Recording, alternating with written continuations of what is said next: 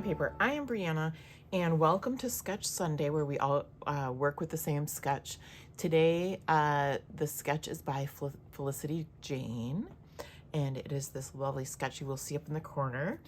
And then the other thing I am playing along with is Scraptember. It is day 24. It is things that you have hoarded. So I immediately went to 49 and Market. I have quite a bit of the collection actually of Spectrum Gardenia. It's the bright colors. And I started working ahead already. I have this picture that my husband made of his favorite pie. It's strawberry. And so then I went into the collection and found this piece of paper. Now, with the kind of the stripes going this way, I did think about doing it this way. And this is what kind of stopped me. It's got printing this way and it's going this way. Now, could you get past that? Absolutely. There's some more over here, but I decided to go with this way. So my photo's gonna go over here. And then I have something else I've been hoarding is the 49 Market Essential Film Strips. This is called the color Salsa. And I grabbed out 3 of these. I think I can tuck this under so that you can't tell it's a whole bunch shorter than the rest of them. And then I'm just thinking about what I can put in between here. I could do paint. I was thinking rub-ons, but now this is Spectrum Sherbet. I pulled these out and that just doesn't look right to me to do like a line like that. I have different rub-ons. I have some leaves. I do have this one from the Spectrum Gardenia, which is beautiful, like flowers and butterflies. I don't think I'm going to be using that. Do I have to keep with red? Absolutely not. I did go into the ephemera pack and pull out a whole bunch of red and black things. So I'll be pulling from these 2. And then let's figure out what else I'm going to be doing.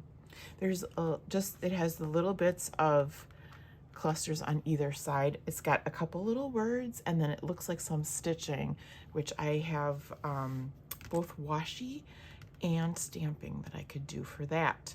So with that as a starting spot, let's get scrapping. First thing I need to do is take the strip off the bottom. So I do that. And then I'll get those film strips back. Oh, I just showing you the back side of that.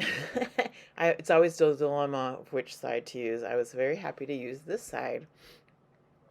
I pull out some of the embellishments. Some are actually from the chipboard collection, that circle is, and I'm going to pull those out later, but from the last time I had used those, there's a couple pieces of chipboard in there. I'm not sold on any of these pieces that I'm actually pulling out. They're just all possibilities. So really, it's kind of like an auditioning thing. You can see that one was too big, so I'm going to put the same one, but it's smaller on there. Without really realizing it, I was looking for cluster bases and then different pieces of the cluster. You can tell that there's different reds going on there. And even though it seems a little weird, I was trying to keep to the same shade of red rather than trying to get to, using pinky reds and things like that. This is going to work good on some layout. It's not going to go on this one, but I kind of like the way the 4x6 photo sits on top of that. That was just trimmed out from behind one of the front pages of a collection pack with the 49 and Market. And again, I'm pulling that reel that I pulled out would make a good cluster base.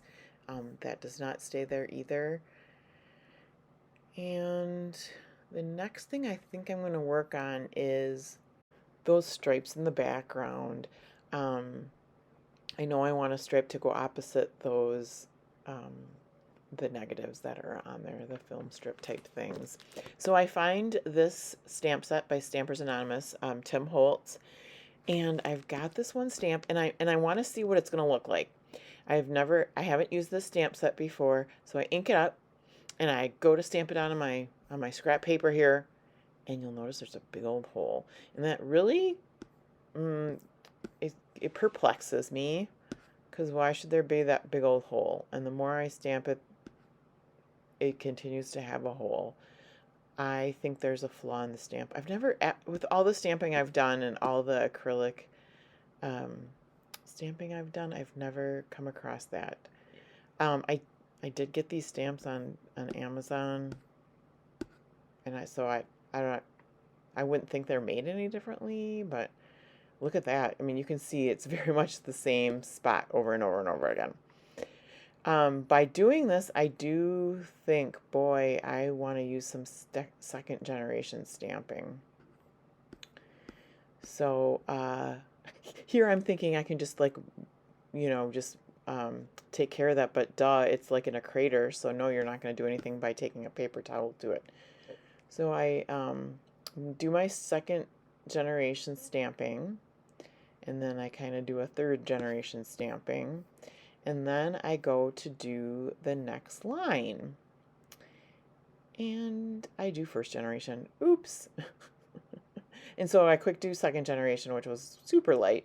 So I do a first generation on the other side again, and I'm just going to do like another layer there. So there you go with my stamping, and I like the way that looks. And then next I'm going to figure out exactly where I want those film strips. And I want to kind of have them offset.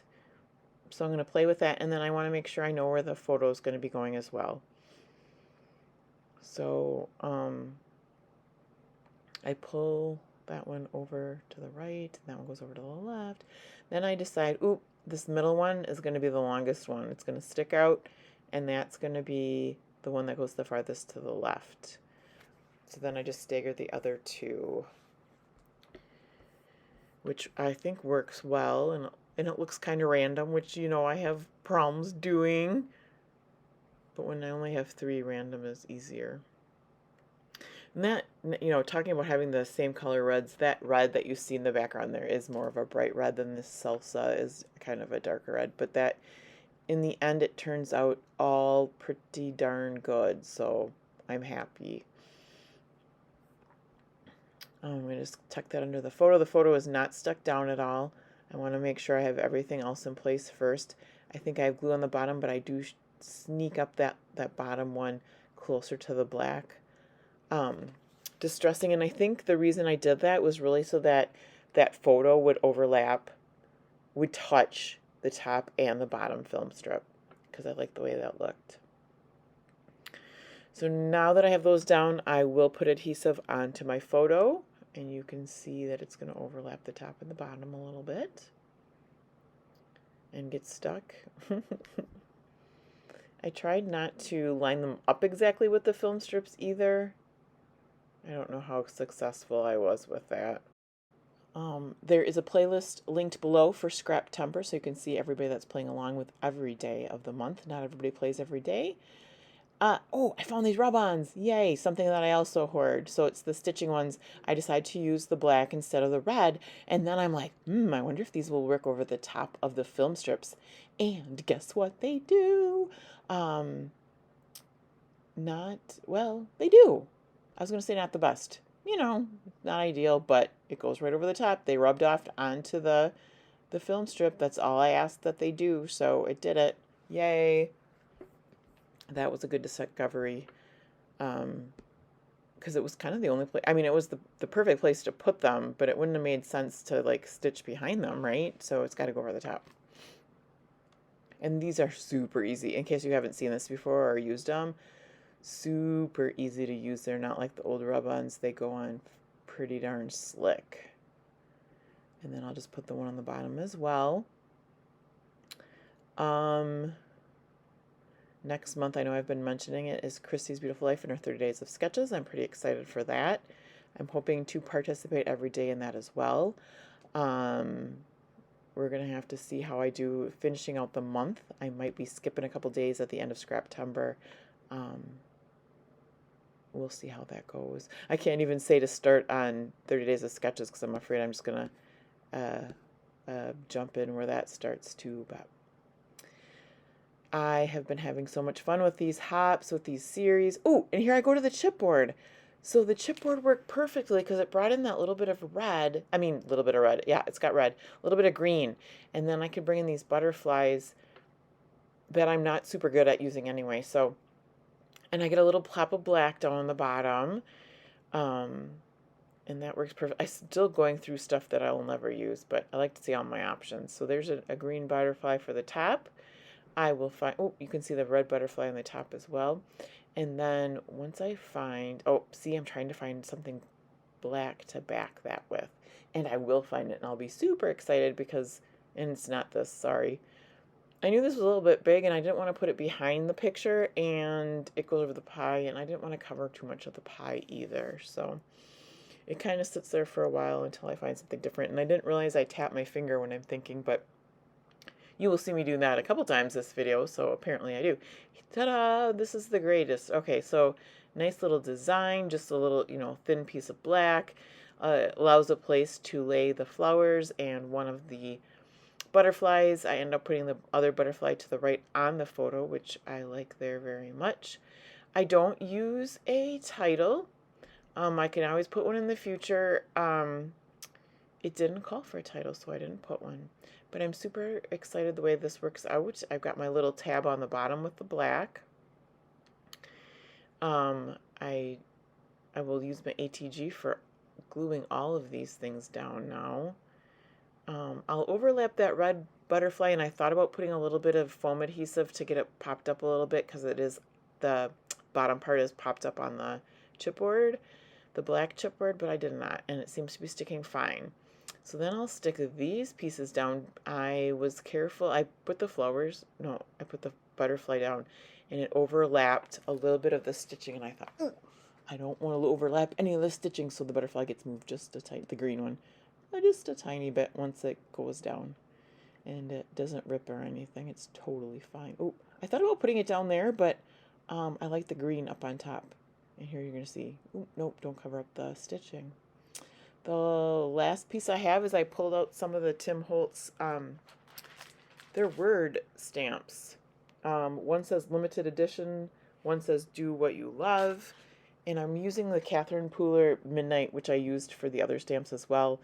I inked up the edges a little bit, so that one's a little inky, but, you know, it's all distressed, so it's all good. Do what you love goes on the bottom, and that is it. So like I said, make sure you follow, you look down below for the Scraptember playlist. Have a fabulous day, and I'll see you again soon.